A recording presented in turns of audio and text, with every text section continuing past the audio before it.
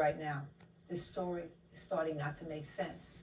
According to you, you're sitting at the kitchen table. You're not interacting at all with Lindsay and Wendy because you would never do that to your best friend. Now you want me to believe that despite the fact that there was absolutely no interaction between you and either Lindsay or Wendy, Wendy came outside and gave you money for food. Yes. Because she overheard you in your conversation with Brandon saying, I'm hungry. That's what you want me to believe? Yes. Even your mother doesn't believe that. No, Even your mother doesn't believe that, because your mother looks like a smart lady. Okay, let's move on. I do believe that. Well, and I'll send you to the same place I'm going to send her. No, Don't I speak. Don't speak. I'm not speaking to you. If you believe that story, you need to go to a doctor to get your head straightened out. Because so far, that doesn't make sense. It's a lot that doesn't make sense, but that piece doesn't make sense. So Wendy gave you 75 cents to get something to eat for you. Yes. This girl that you had no communication with, that you've never met before, that you didn't see at the mall the day before, that you shunned at the kitchen table because you would never speak to her because she was an enemy of your best friend. This person came out and gave you money so that you could get something to eat. Your Honor, there's more to it. Oh, well, you're going to tell me what's more to it? Yes. When I was sitting at the table with Brandon, as well as Emily and Nikki and Wendy being there, no, Ashley being my best friend, I'm not going to have direct conversations with those girls. But I have known them for what they have done to Ashley, and I have met them. Just tell me what happened. You said there's more to the story. I want to hear the story. What happened with the money? Everybody was talking about how hungry they were, and nobody can eat the food that's in the house because it was our friend's parents' house. So she came out when I was leaving and gave me 75 cents and then asked me if she could follow me to the highway because it was a new development and she did not know how to get out. I wasn't going to be mean. She had never done anything to me, so I said, sure.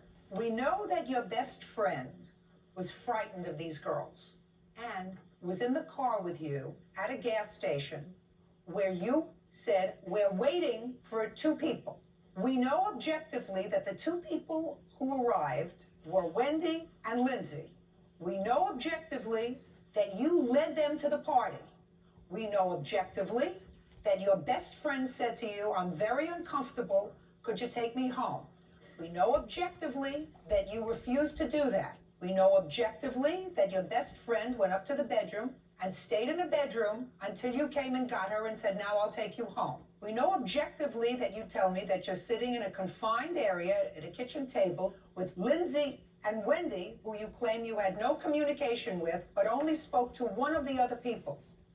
We know objectively that when you finally went upstairs to get her to leave, one of the girls who you had no conversation with, who you ignored at the kitchen table, and who you knew was harassing her, came out and gave you money.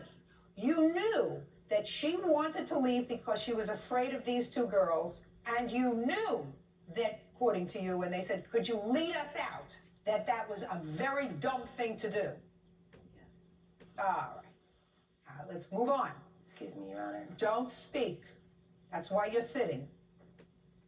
Now you're leaving the party. Yes, and as we're leaving, I noticed that they're following us. I asked Alex why. She said because they didn't know how to get out of the developments where we were. And I thought it was a little weird just because they had, okay. Don't tell me what you thought. I'm not interested. As Miss Benjamin now understands, I am interested only in objective stuff. Don't tell me what you were thinking, what you were feeling. I want to know what happened. They followed you out of the development. Then what happened?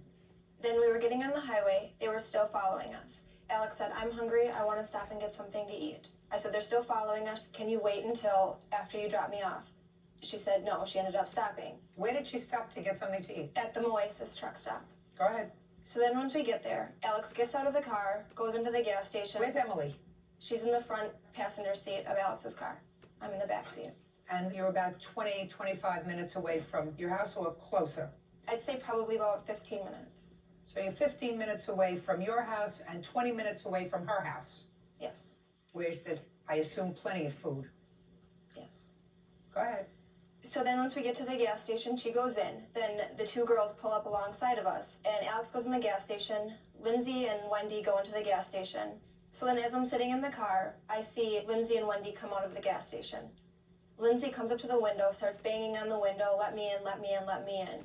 And then after she was banging on the window, she said, unlock the doors to Emily. So Emily was playing with the locks, unlocking them, saying, I don't know how to get the door unlocked. So then she's banging on the window. Finally, Emily opens the door. Lindsay gets in the car. She hops in the front seat and she kind of straddles Emily and is facing towards the back seat towards me. Starts yelling, swearing, saying names, and she starts hitting me.